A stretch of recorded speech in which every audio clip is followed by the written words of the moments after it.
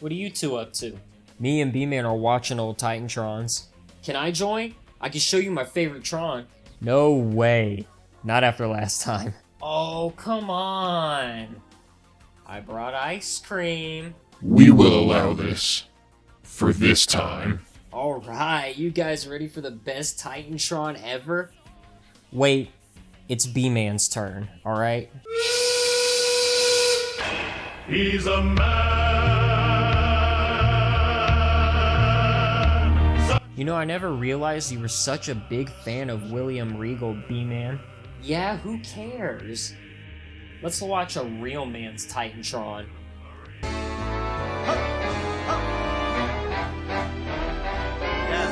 You know what? Usually I would say you're wrong, but compared to today's ones, this is awesome. At least this one has personality. What are you talking about, man? The Trons today are great. You don't even have to think about who's coming out. Yeah, that's the problem. Oh yeah? And what do you know about Titantrons? Here we go again. March 10th, 1997 was when the first Titantron was used on the first episode of Raw is War. Before this, screens weren't used episode to episode, and if they did happen to show up, it was usually to show whatever event they were at, or something to happen backstage.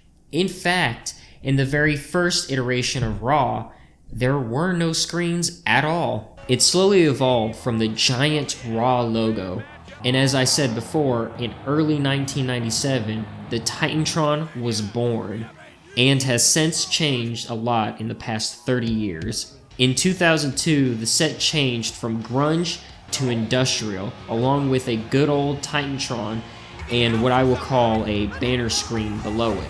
In 2005, it changed again, but not by much at all.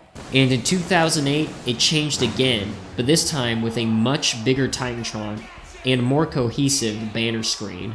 It was between the years 2016 and 2017 that WWE would start incorporating the ramp as its own Titantron, making for one giant video screen. Even keeping this theme up during, the dark times.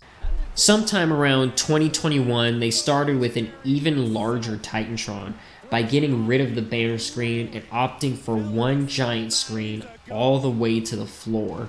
And sometime after that, they added the Baratron 5000. They just added some screens to the barricades. To this day, that is what we have. I think it's very important that we take a look back to the start of the banner screen around the 2002 era. You see, the screens just weren't big enough to show all those fancy wrestler highlights on them. It would have just looked way too weird. So WWE opted to use a wrestler's name or logo on those smaller screens instead of their highlights. This slowly brought in the iteration of bland and boring Titantrons that we see today. You know what?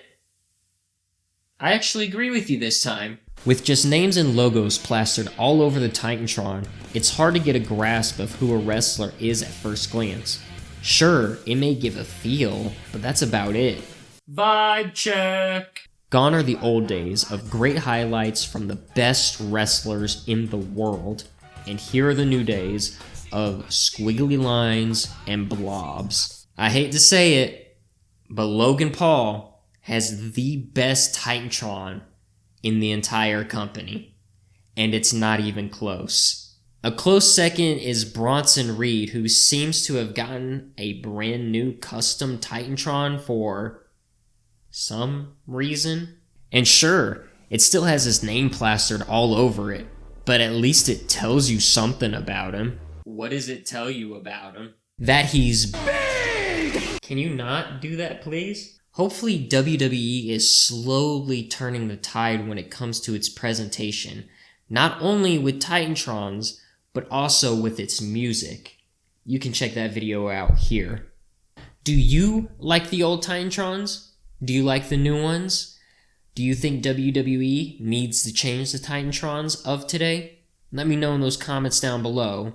Thank you all for watching, and I will see you next time. Wants to upgrade Titan.